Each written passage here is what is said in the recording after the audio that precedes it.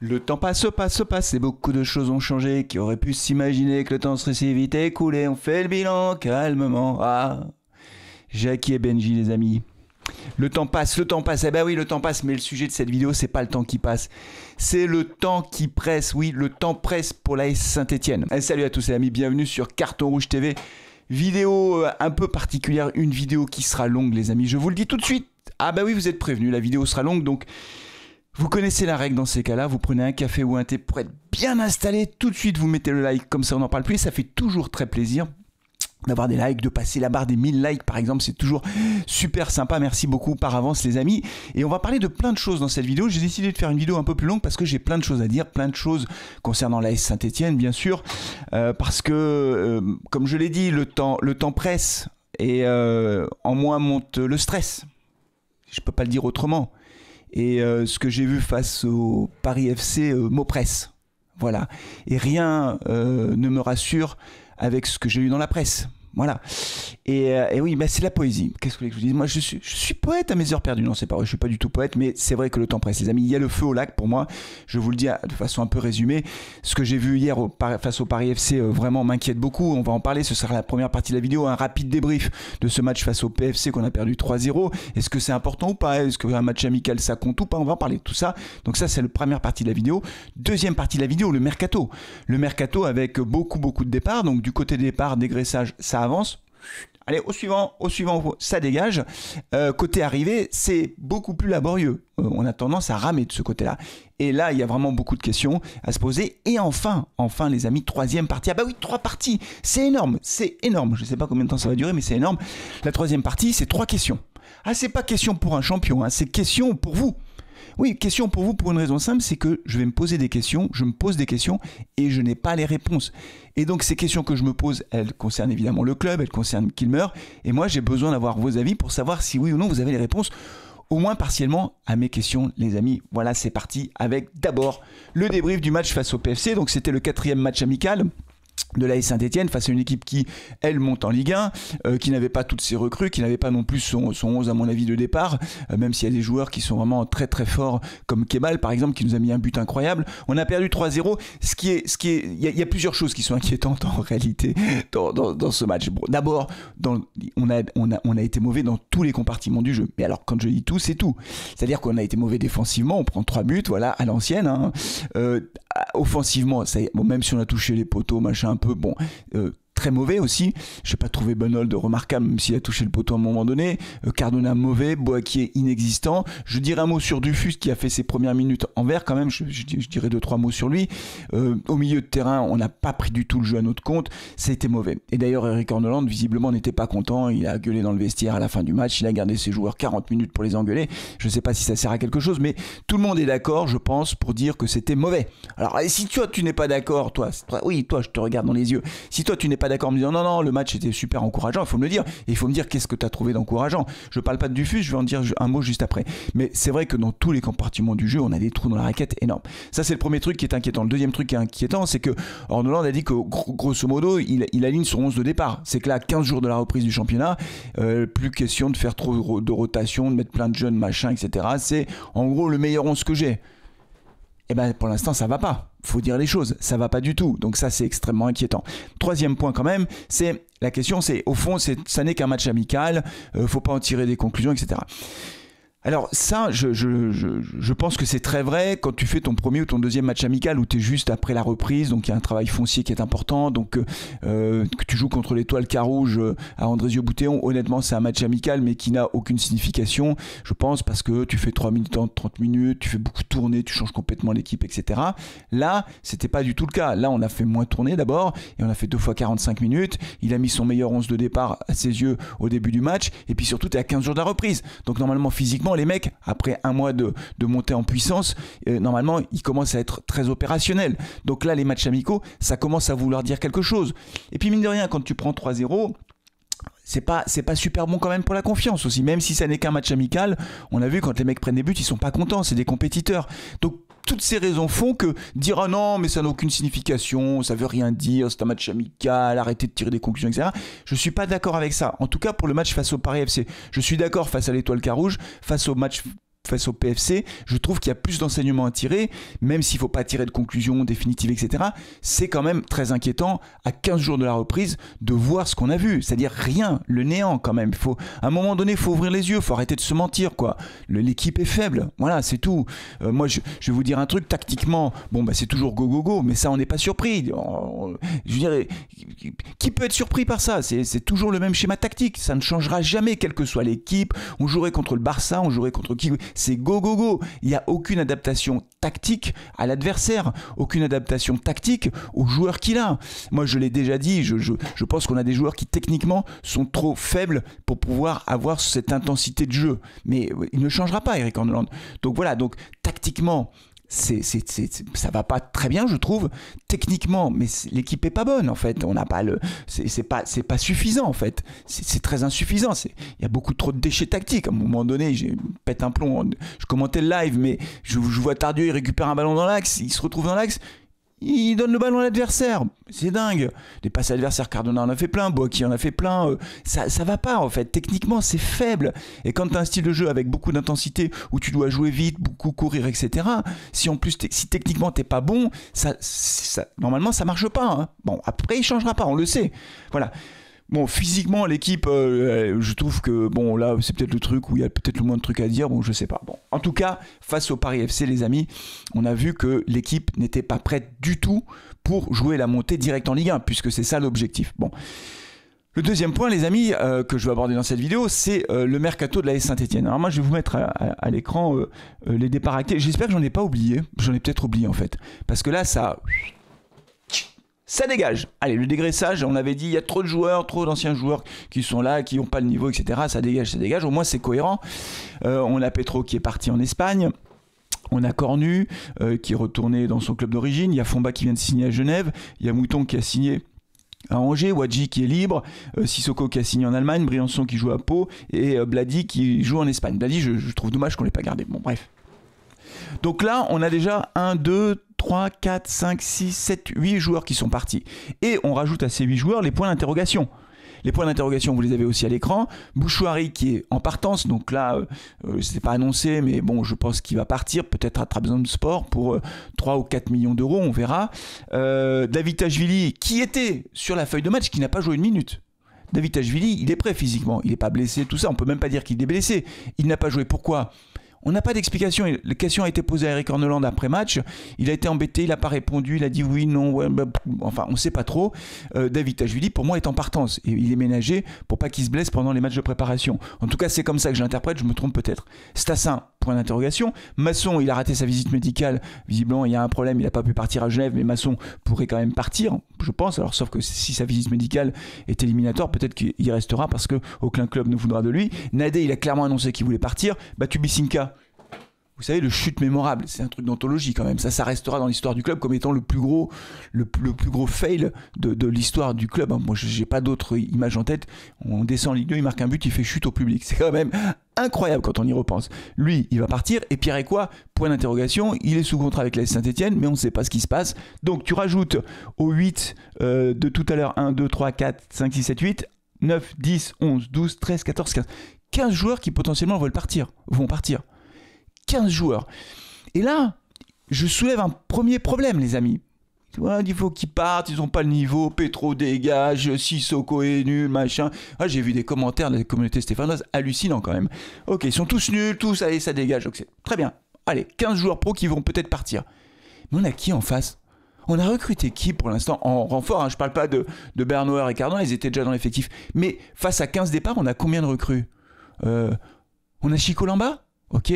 On a Jabber, ça fait 2. On a Dufus, j'ai oublié d'en parler, Dufus. Pardon, je dis juste un mot. Plutôt intéressant, les quelques minutes que j'ai vues, plutôt intéressantes. Maintenant, si c'est lui, notre neuf à la place de Stassin, je suis quand même inquiet. Il n'a pas de minutes en professionnel. Mais plutôt intéressant. Voilà, j'ai oublié, je le dis juste. Je trouvais que son entrée était plutôt intéressante. Physiquement, c'est un sacré gaillard. Mais pour l'instant, on a potentiellement 3 recrues. Encore Dufus, c'est toujours pas annoncé. Mais je pense qu'il va signer et que ça va être annoncé. T'as 15 départs, 3 recrues. Mais dans une équipe, en fait, bien sûr que le 11 de départ est important. Les 11 titulaires sont importants, mais tu mets qui dans la rotation ? Quand tu as des blessés, quand tu as des suspendus, quand tu as des mecs qui partent à la Coupe d'Afrique des Nations, tu mets qui dans la rotation ? Tu peux pas avoir un groupe de 15 joueurs professionnels, c'est pas possible. Tu peux pas passer de 30 à 15 ou de 35 à 18. Il faut que tu en aies un peu plus quand même. Alors, Orneland a dit que lui, il voulait pas trop de joueurs, il voulait un effectif restreint pour pouvoir faire rentrer des jeunes. Ah ouais, mais moi je dis attention, hein. Je dis, ok, ils sont tous nuls, ils sont tous partis, bon débarras, tout ça, mais on met qui à la place? C'est ça le problème. Et donc aujourd'hui, on est à 15 jours de la fin du mercato, et on a eu 3 recrues, 2,5 on va dire. Puisque Dufus, on sait pas, ça va être annoncé. Allez, mettons 3. C'est pas assez en fait, on a des trous dans la raquette partout. Les latéraux, enfin bon, Denis Appiah est toujours là, c'est trop faible, Traoré ça va pas du tout, il s'est fait dévorer par Kebal. Ça va pas en fait, on a des trous partout, on n'est pas prêt, on est à 15 jours du truc.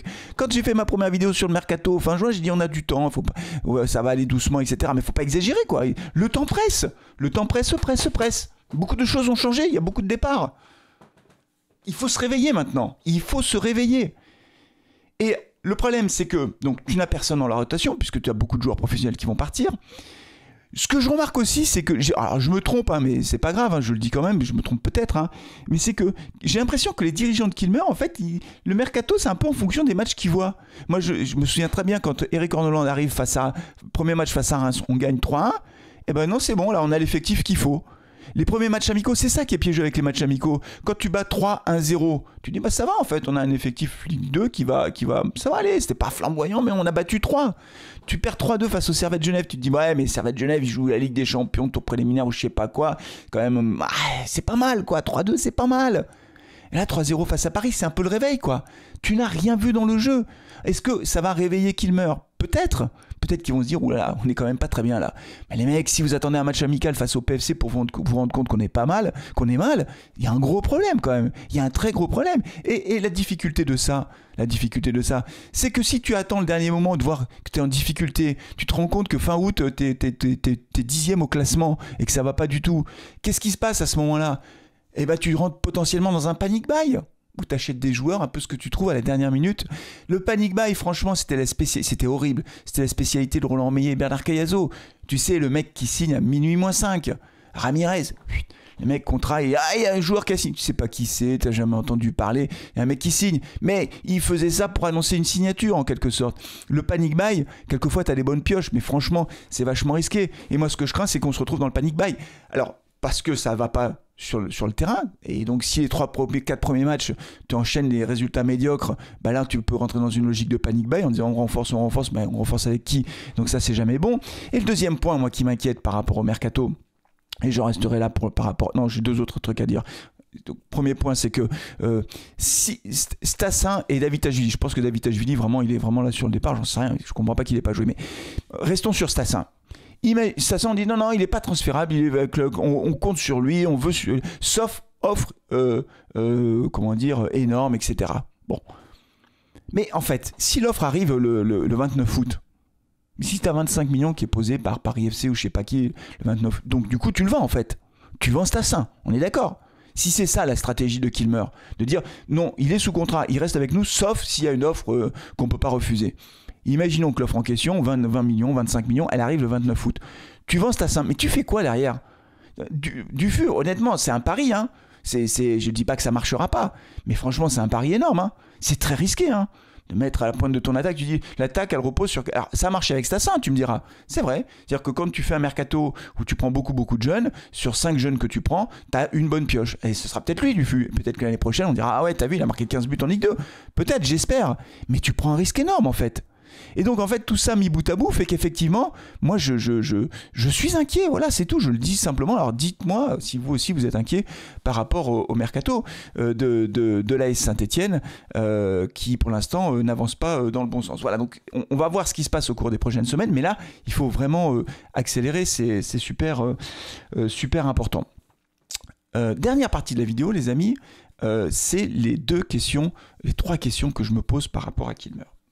Ces questions-là, honnêtement, je n'ai pas les réponses. Donc j'ai besoin de vous pour que vous me disiez ce que vous en pensez, si vous avez des réponses ou pas, si c'est quelque chose qui vous aussi vous interpelle. Moi, je ne sais pas. Bon, premier élément, première question que je me pose, elle concerne Eric Orneland. Alors non pas sur sa tactique de jeu, j'en ai parlé 1000 fois, moi je suis très dubitatif, j'ai du mal à croire que ça va marcher, mais passons, laissons ça de côté.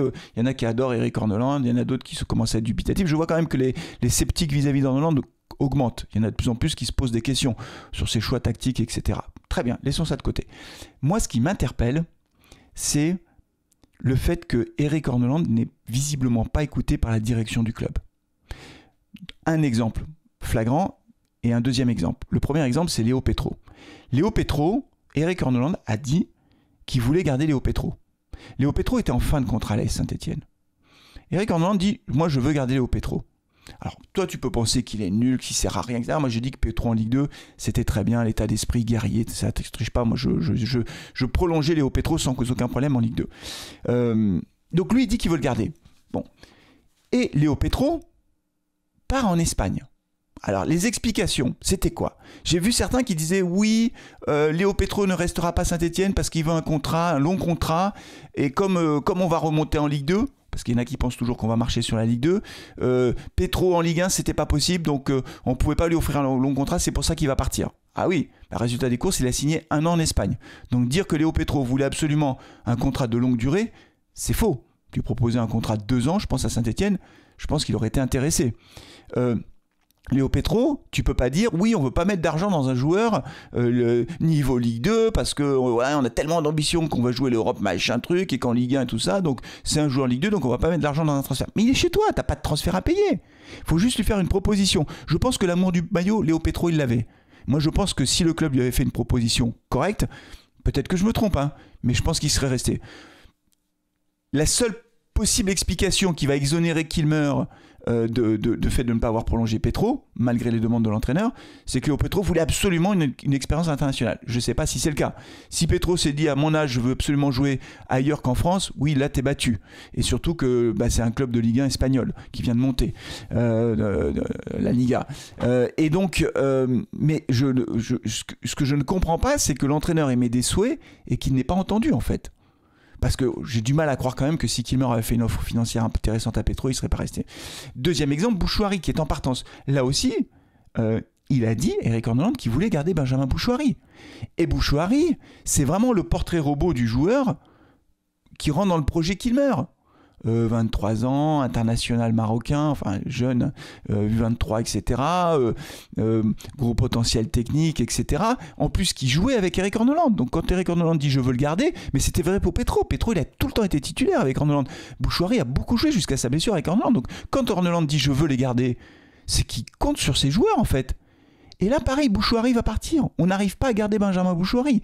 Alors sur Benjamin Bouchouari, il lui reste 1 an de contrat. Donc le club est coincé. Soit il arrive à prolonger Bouchouari, soit il est obligé de le vendre parce que sinon il perd tout. Mais pourquoi on n'arrive pas à garder Bouchouari? Alors là aussi, on pourrait dire, peut-être que Bouchouari, et c'est peut-être l'explication, il veut franchir un cap et il veut jouer la Coupe d'Europe. Et s'il va à Trabzonspor, il jouera la Coupe d'Europe. Et là, il va se montrer auprès des grands clubs européens, parce qu'évidemment, quand tu joues la Coupe d'Europe, tu as une exposition médiatique qui est plus forte. Mais je suis quand même surpris de voir que l'entraîneur n'est pas beaucoup écouté, en fait. On a l'impression, et on avait aussi cette impression avec Odo, pardon de le dire, mais Odo, quand il dit « moi j'ai besoin de recrutement », on dit « non, toi t'as rien à dire en fait, t'as rien compris en fait ». Donc j'ai l'impression que la direction, mais je me pose la question, et c'est pour ça que je te pose la question, moi j'ai le sentiment que la direction n'écoute pas ses entraîneurs, et qu'elle décide de qui elle recrute sans vraiment consulter les entraîneurs. Ses recrutements, data, etc. Est-ce que je me trompe? Peut-être, mais dis-moi ce que t'en penses. Voilà, j'ai le sentiment que l'avis de l'entraîneur ne compte pas et que les dirigeants... Alors c'est sûr qu'on a un staff, vous savez, on veut une équipe digne de son public.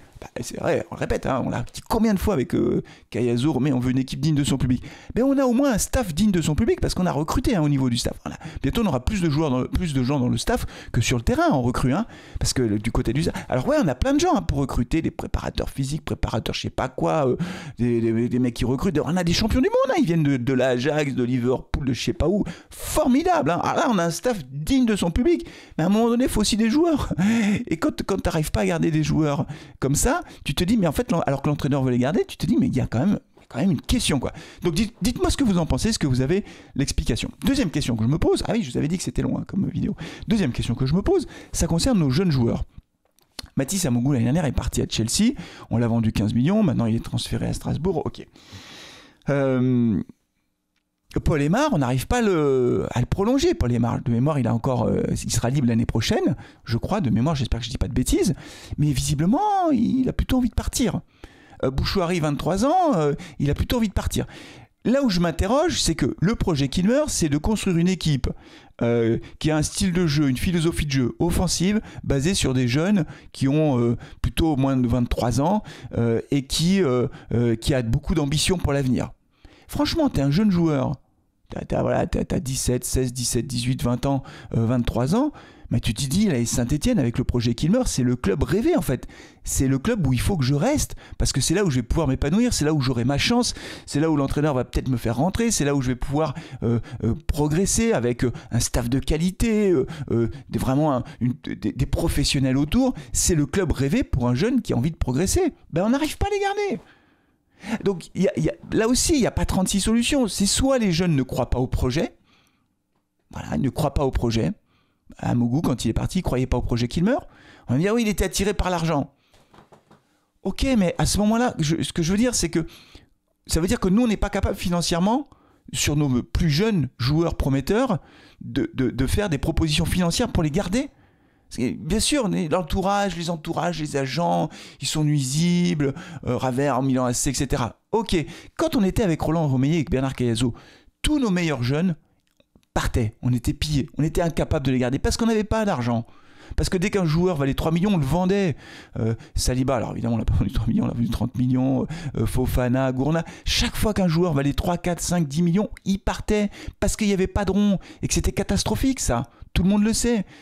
On était pillés de nos jeunes joueurs. Mais là, j'ai l'impression que c'est la même chose. Nos jeunes ne veulent pas rester alors qu'on a de l'argent pour les garder.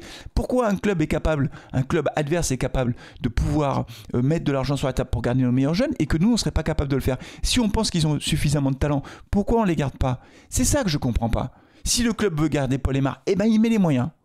Ben oui, si Paul Aymar vaut X centaines de milliers d'euros de salaire à l'année parce que d'autres clubs le proposent et que toi t'es là à Saint-Etienne, tu dis ce joueur-là, je compte sur lui, ben si c'est sa valeur marchande aujourd'hui sur le marché et que tu sais que c'est vrai les propositions, ben tu le gardes. Sinon, on ne gardera pas nos meilleurs jeunes. Et c'est ça que je ne comprends pas. Et d'une certaine façon, Bouchouari, c'est un peu la même chose. Alors, c'est un peu différent parce qu'il est déjà plus mature, il a pas 16 ans ou 17 ans.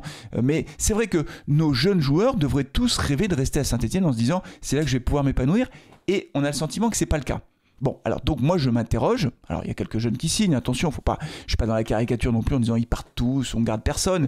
Mais c'est vrai que c'est quand même une interrogation parce que je me dis que le projet Kilmer devrait séduire tous les jeunes joueurs qui vont passer pro, qui rêvent de passer pro et qui ont du talent et qui ont envie finalement de grandir. Parce que c'est le club idéal pour grandir puisqu'on base notre projet là-dessus. C'est la deuxième question. J'enlève les joueurs qui vont partir ou ceux qui sont déjà partis. Dernier point, les amis. Dernière question sur cette vidéo. C'est la communication du club. J'avoue que j'ai du mal à comprendre, en fait. J'ai du mal à comprendre comment le club communique d'une façon générale aujourd'hui. On n'a pas beaucoup de communication. On n'a pas assez de communication. Alors, je ne dis pas qu'il faut tout dire. Bien sûr que bosser bosser en quoi? Allez, je vous laisse répondre en commentaire. Bosser en, point d'interrogation, 5, 4, 3, 2, 1. En sous-marin, bien entendu, ça a des avantages. Je ne dis pas qu'il faut qu'à chaque fois qu'il y ait une négociation, il nous dit des trucs. D'ailleurs, quand on voit le nombre de noms qui ont circulé sur le mercato, depuis le début, ça donne le tournis en fait. Donc évidemment, je n'attends pas du club qu'à chaque fois, ils viennent faire un commentaire sur tel ou tel sujet. Mais il y a quand même des choses sur lesquelles, franchement, ça ne va pas. Le dossier Pierre et quoi, par exemple? C'est quand même incroyable la communication du club. Il y a un problème, il y a un gros problème. Nous les supporters, on a quand même le droit de savoir à un moment donné ce qui se passe. C'est aussi une forme de respect vis-à-vis des supporters. Tu peux pas, sur un dossier comme ça, où tu lèves une option d'achat de 6 millions, ne donner aucun message, ne transmettre aucun message sur ce qui se passe. Enfin, je veux pas dire que c'est du mépris, mais presque, quoi. Nous, les supporters, nous, on vit pour notre club, on a la passion, on a besoin de comprendre les choses, quand même. Je dis pas de tout nous dire. Mais sur Pierre et quoi? Tu lèves l'option d'achat, tu as zéro communiqué officiel, on l'apprend par la presse. À mon avis, ça vient du club anglais puisque la SS ne communique pas. Pierre et quoi? Tu ne vois pas une seconde en entraînement, tu ne sais pas ce que le club veut faire, c'est inacceptable. Hein. Moi, je le dis, c'est inacceptable. Il faut nous expliquer ce qui se passe, à minima, au moins 2-3 trucs. La communication du club. Alors, Usfami a pris la parole, il a fait une petite interview. C'est mieux que rien, vous me direz. Bon, un coup c'est Gazidis, un coup c'est Fami, etc. Bon, c'est un peu compliqué quand même à suivre tout ça. Sa communication, elle n'était pas extraordinairement rassurante. J'ai pas vu de mea culpa sur l'année dernière on s'est planté. On avait un groupe de qualité. Putain, mais Comment tu peux dire ça en fait? C'est juste pas possible ce truc-là. Donc en fait, je trouve que sur la communication du club, ça va pas très bien. Je passe sur ce que j'avais dit sur Eric Orneland alors là il le dit un peu moins quand même, hein. Vous avez remarqué, hein, quand il est en début de prépa, il nous disait non mais l'objectif c'est l'Europe. Tu lui dis non mais temporise Eric, hein, temporise, hein. On est en Ligue 2 garçon, déjà remonte en Ligue 1, on parlera d'Europe plus tard, hein. Nous l'Europe, on n'attend pas l'Europe dans 1 an ou dans 2 ans, hein. Nous on veut remonter en Ligue 1, donc concentre-toi sur ton objectif. Les communications pas du tout maîtrisées de ce point de vue là, donc à un moment donné je trouve que la communication du club elle est vraiment très très bizarre. Sur Dufut, tu le vois rentrer sur le terrain, ils mettent pas son nom sur la feuille. Alors, peut-être qu'ils n'ont pas le droit parce que extra-communautaire, parce que c'est très bizarre quand même. À un moment donné, tu peux expliquer, il y a un problème administratif anticipé par le club. Voilà ce qu'on a su. Mais tu dis les choses, c'est quoi le problème administratif? Un peu de transparence quand même. Les supporters méritent quand même le respect. En matière de communication, il y a un minimum. Voilà, travailler en sous-marin, c'est super, bravo, hein, c'est super, bravo. Bon, pour l'instant, le sous-marin, il a plutôt tendance à rester au fond de la mer. Mais à un moment donné, on a besoin aussi de savoir, il y a un minimum de communication. La communication du club, moi, j'attends pas. C'est très bien, les petites vidéos, là, quand Jaber arrive, quand Chico Lamba arrive, tu fais la petite vidéo filmée dans Saint-Étienne, tout ça, mise en scène, super. Enfin, franchement, c'est génial, c'est du bon boulot. Je m'en fous, en fait, de ça. Je vous le dis comme je le pense, je me contrefous de ça. Moi, c'est pas ça qui m'intéresse. La communication, c'est avoir un minimum d'informations sur ce qui se passe au club. Je dis pas de tout nous dire, mais sur des dossiers comme ça, Dufut, ça fait 15 jours, 3 semaines que ça dure, t'as une espèce de feuilleton, t'as zéro communication, tu sais rien. C'est quoi le problème administratif? Dites-le, c'est pas compliqué quand même. C'est simple. Vous dites voilà, pour l'instant on attend ça, on a ça comme truc, et voilà, on comprend, et puis c'est tout, et puis on attend. Et quoi, tu dis ce que tu veux faire, et puis voilà, à un moment donné, il faut communiquer. C'est mal géré tout ça, hein. Moi je trouve. Voilà, je trouve. Mais encore une fois, les questions que je me pose, c'est est-ce que cette communication est opportune ou pas? Est-ce que c'est bien ou pas? Donc vous me dites ce que vous en pensez. Est-ce que Eric Orneland est écouté ou pas? Je comprends pas, je crois que non. Et pourquoi on n'arrive pas à garder nos jeunes? Ça fait beaucoup de questions. Je sais pas combien de temps a duré la vidéo, les amis. Je pense qu'on va faire un carton rouge le mag avec les copains pour parler de tout ça évidemment et puis pouvoir échanger avec vous aussi. N'oubliez pas de liker la vidéo, merci beaucoup. Il reste 15 jours, le temps presse, se presse. Beaucoup de choses ont changé, beaucoup de joueurs sont partis, peu sont arrivés. On espère que ça va bouger d'ici la fin du mercato, surtout avant la reprise du championnat, sachant que les joueurs qui vont arriver d'ici la reprise, ils n'auront pas fait de match de prépa, sauf ceux qui joueront peut-être contre Cagliari, je suis même pas sûr. Donc c'est chaud les amis, c'est very very hot. Merci beaucoup d'avoir suivi cette vidéo. On se retrouve très vite. D'ici là, prenez soin de vous, de vos proches et allez les Verts. Ciao.